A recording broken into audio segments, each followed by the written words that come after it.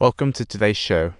We're about to uncover some laughable yet helpless facts that evoke both amusement and frustration. Her ID showed her identity, and she even tried to play hide and seek with the police. What a funny little trick. As a result, the police found themselves in quite the pickle, while Beale wasn't going to let this golden defense slip away, quickly moving into the courtroom drama.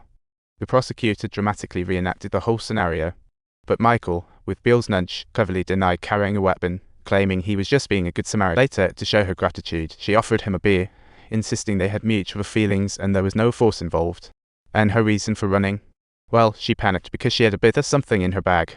At this point, Beale was already on a roll, and to keep the momentum, she unleashed her trump card, surveillance footage showing them grinning like old pals in the elevator. When Michael left, his clothes were intact, and there were no signs of a struggle, leaving Sarah speechless for the moment. Then she quickly chimed in. Also, Sarah went straight to a piano exam after a shower. Beale was just waiting for this moment to point out that she was cozying up to another guy the night before such an important— Did you take him to your room? I mean, you definitely took him to my room. So, you mean you were in a hurry because you were with him? Aren't you just a radio on air? Can you clarify this situation? I can totally mess this up. I need to give everyone a chance to understand and switch up some rules.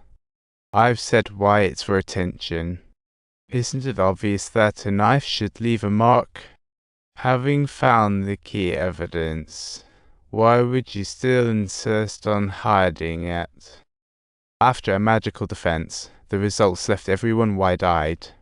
Beale unilaterally described Sarah's type as someone like Michael. The judge was shaking his head. It was definitely a laugh riot. Even the unwilling prosecutor tried to fight back, thinking Beale shouldn't judge the victim's personal life like that. Sadly, no evidence proved Michael guilty. Sarah intentionally hid details, truly a letdown. It's heartbreaking that things have developed to this point, and this case was looking pretty hopeless. After deliberation, the jury unanimously decided, based on the principle of innocent until proven guilty, to acquit Michael of all charges. This left Sarah overwhelmed at the scene, and in an instant her emotions erupted as she exclaimed passionately, "I will never let anyone walk this path.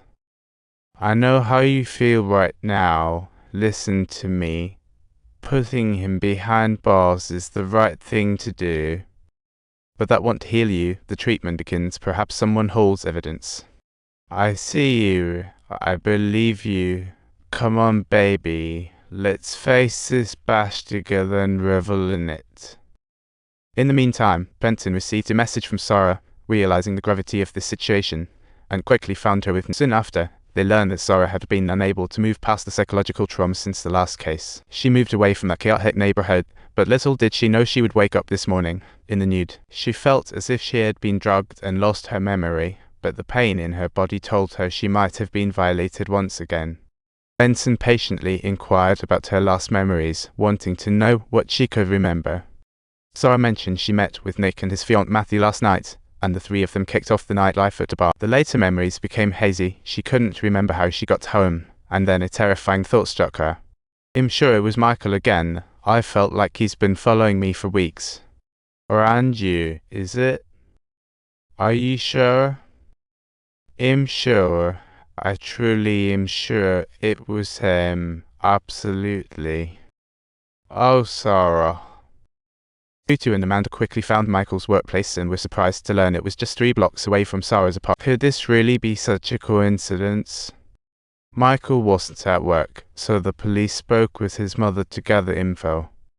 She revealed that Michael had been forced to work with her since the last case, working through the night until dawn. However, the forensics quickly completed the evidence collection and found drug traces in Sarah's body, plus multiple bruises indicating clear signs of assault. Unfortunately, Sarah learned nothing. Her apartment had no cameras. Tutu and Amanda investigated and found that Michael had gone to some church in Atlanta with his fiancée, as if he had known something was up. It seemed he had quite a motive. The police then tracked down Sarah's friend, Nicole. However, Nicole couldn't identify Michael from the photos but revealed a key piece of information. It turns out that the Child Monkey Bar was actually a wild underground party held at random locations every time. To attend, you need a specific pocket watch as an entry ticket, and she and her fiancé left around 11 p.m. But Sarah insisted on staying alone, and right after they learned about her assault. Armed with the intel, Benson and Nicole found Sarah again, only to find her apartment chaotic. While it was somewhat cruel for Sarah, Nicole still spilled a surprisingly shocking detail. Police checked Michael's phone location, finding he wasn't at the bar or apartment that night to an alibi. This clearly meant that the true assailant was someone else entirely. It's possible there's a secret real culprit out there. Hearing this, Sarah couldn't believe it. She had been assaulted by 2 different rapists in just 3 months.